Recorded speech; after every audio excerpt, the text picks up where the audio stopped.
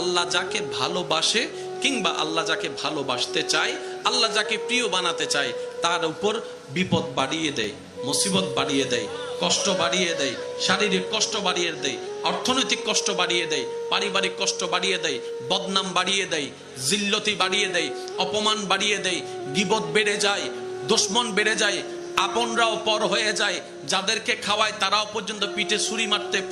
মুসিবত বাড়িয়ে দেয়, কষ্ট বাড়িয়ে দেয়, শারীরিক কষ্ট বাড়িয়ে দেয়, অর্থনৈতিক কষ্ট বাড়িয়ে দেয়, পারিবারিক কষ্ট বাড়িয়ে দেয়, বদনাম বাড়িয়ে দেয়, জিল্লতি বাড়িয়ে দেয়, অপমান বাড়িয়ে দেয়, গীবত বেড়ে যায়, দুশমন বেড়ে যায়, আপনরাও পর হয়ে যায়, যাদেরকে খাওয়ায় তারাও পর্যন্ত পিঠে সুস্থ হয়ে যায়। মনে রাখবেন, যখনই জীবনে এমন কিছু অনাকাঙ্ক্ষিত ঘটনা আপনার চোখের সামনে আসবে, আপনার বিবেকের সামনে আসবে, এতটুক মনকে স্থির করিয়ে নেন, আল্লাহ তাআলা আমাকে ধৈর্যের পরীক্ষা নিচ্ছেন। সুবহানাল্লাহ।